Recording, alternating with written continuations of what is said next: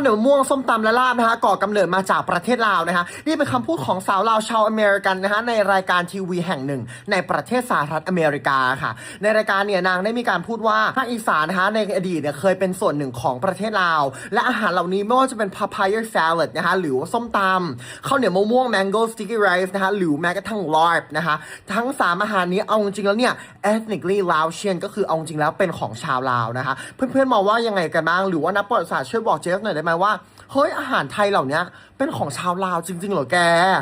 การสบายดีและการสวัสดีพ่อแม่พี่น้องทุกๆคนนะพี่น้องในคลิปนี้ก็จะมาว่าประเด็นเกี่ยวกับดราม่าเรื่องข้าวเหนียวมะม่วงหรือว่าข้าวเหนียวมะม่วงนะทุกคนนั่นก็คือทั้งรวมทั้งส้มตำและกะลาบนะพี่น้องนั่นก็คือดราม่าก็คือมีคนลาวอยู่สหรัฐอเมริกานะพี่น้องเพิ่นได้ไปออกทีวีหรือว่าไปออกโทรทัศน์ทางสหรัฐอเมริกาแล้วบอกว่าข้าวเหนียวมะม่วงเป็นของคนลาว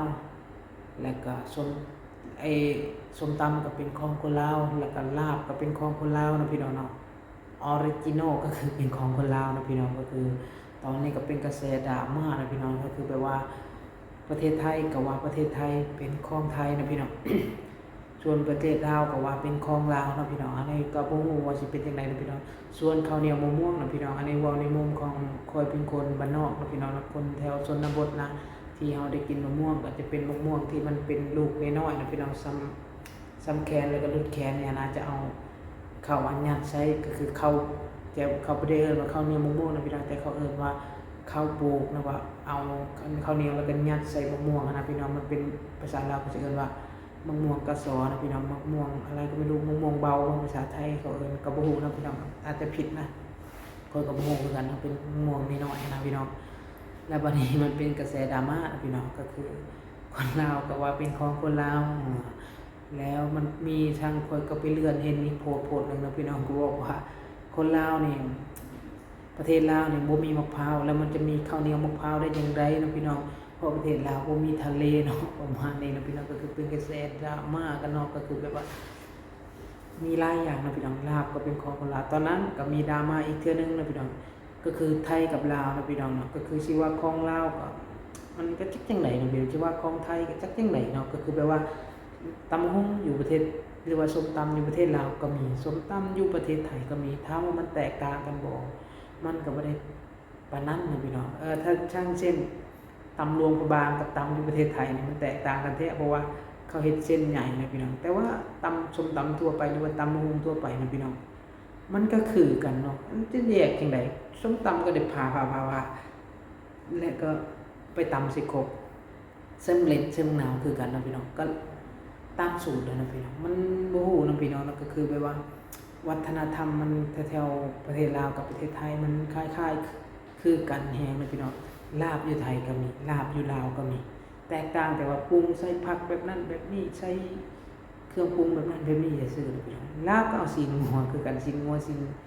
ควายคือกันนะพี่น้องมาเฮ็ดลาบเนาะซึ่งมันก็เป็นกระแสดราม่าตลอดนะว่าตอนนั้นก็คือตลอดนะอยู่ประเทศไทยกับประเทศลาวก็คือแบบว่ามันจักสิเป็นจังได๋นะพี่น้องนะมันแบบว่าลีนกับพันมันกัดกันตลอดนะพี่น้องแบบว่าทั้งที่ว่าข้อยก็บ่ฮู้สิว่าจังได๋นะพี่น้องนะก็คือตอนนี้เฮามาอยู่ประเทศไทยอีหยังหลายๆอย่างมันก็คือกันนะพี่น้องนะปีงไก่อีหยังก็คือกันเนาะแต่ว่ามันแทบจะบ่แตกต่างกันหลายนะพี่น้องแทบจะบ่ได้แตกต่างกันคือกันเลยส้มตำอีหยังลาบโอ้หลายอย่างเนาะคือกันเนาะพี่น้องเนาะหลายอย่างแห่งที่แบบว่าอาหารไทยกับอาหารลาวเนี่ยนะจนแยกบ่ออกเลยว่าอันใดเป็นอันใดนะอันนี้ก็แล้วแต่ผู้มักนะพี่น้องบางคนก็บอกว่ารสชาติของคนลาวเป็นแบบนั้นส่วนรสชาติของไทยเป็นแบบนึงนะพี่น้องอันนี้ก็คือแล้วแต่เลยนะพี่น้องแต่ว่าส้มตำก็เอาจากมะฮุงคือกันนะพี่น้องมะม่วงก็เอาจากมะม่วงคือกันแต่ว่าบ่นึงมะม่วงเนี่ยพี่น้องมะม่วงเนี่ยนะแถวอยู่บ้านเขาก็จะเอาข้าวยัดใส่มะม่วงนะพี่น้องอันนี้ก็แล้วแต่นะพี่น้องคนในเมืองก็อาจจะกินแบบคนไทยหรือว่าจังใดก็บ่ฮู้เนาะแต่ว่าอยู่บ้านนอกอยู่เขตนอกเขาก็จะกินแบบว่ามะม่วงแล้วก็ยัดข้าวใส่นะพี่น้องมันเป็นข้าวโบกมะม่วงเอาเขาโบกข้าวใส่มะม่วงอันนี้ก็นอกก็ไปกินแบบนั้นอยู่ประเทศลาวนะพี่น้องแต่ว่าเฮาเห็นอยู่ประเทศไทยเขาเนี่ยมะม่วงเพราะว่าเขาก็ใส่มะม่วงแล้วก็ใส่ มีน้ำยังเขาอื่นหลายอย่างนะครับใส่แกงแบบนั้นเขาก็บ่เคยเห็นพี่น้องเพราะว่าเขาเป็นคนนอกคนบ้านนอกนะพี่น้องแต่ว่าคนในเมืองนี่เฮาเขาบ่ฮู้นะพี่น้องคนบ่ฮู้อีนี่ผู้ใดที่ว่าจังไดก็ว่านะพี่น้องแต่ว่าอีหยังก็ผู้ใดที่ว่าจังไดก็ว่านะพี่น้องเพราะว่าค่อยเคยกินแบบนั้น แต่ว่าคนในเมืองหรือว่าคนในตัวเมืองอะไรนะพี่น้องเขาเจ้ากินแบบคนไทยบ่หรือว่าจังไดก็บ่ฮู้นะพี่น้องแต่ว่าเฮาบ่เคยกินแบบนั้นนะพี่น้องประมาณนี้นะพี่น้องแต่เฮาก็เคยกินแต่ก็มันถามว่าใส่กระทงใส่กะทินี่อยู่บ้านนำบ่ค่อยได้กินพี่น้องเพราะว่าถามว่ากะทิ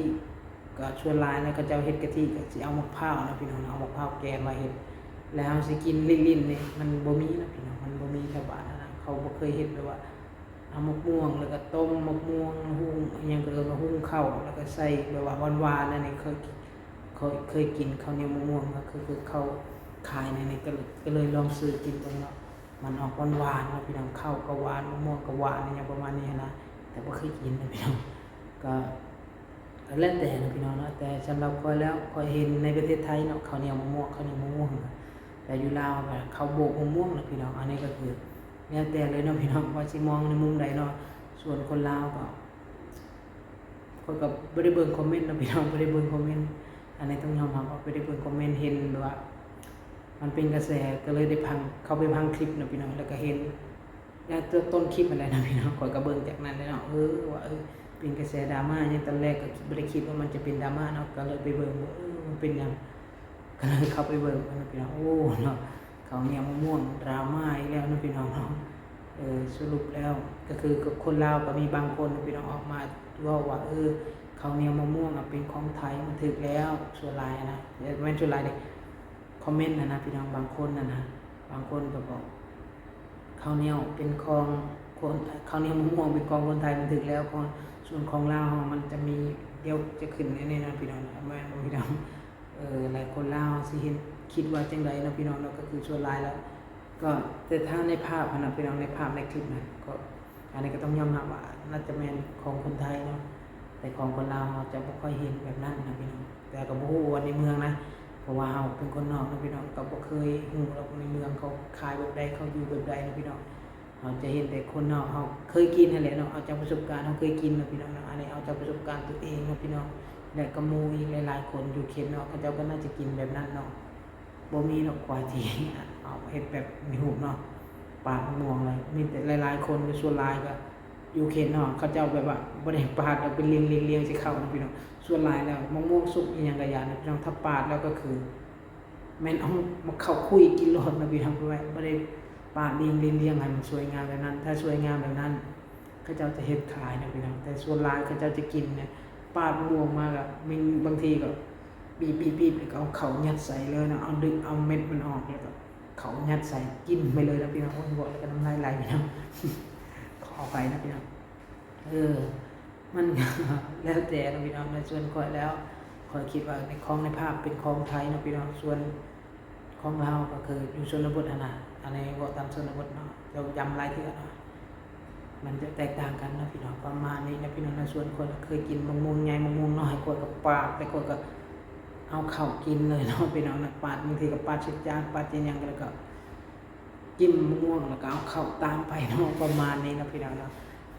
กราบขอบคุณขอบใจทุกคนนะพี่น้องคลิปนี้ก็จะจบประมาณนี้นะพี่น้องบูชิว่าจังไดต่อเนาะกราบขอบคุณขอบใจทุกคนนะพี่น้องคอแห้งแล้วโอ้ขอบใจทุกคนนะพี่น้องขอบคุณนี่เลยเนาะที่เบิ่งแต่ต้นจนจบนะผิดพลาดประการใดก็ขออภัยนี่บ๊ายบายพี่น้อง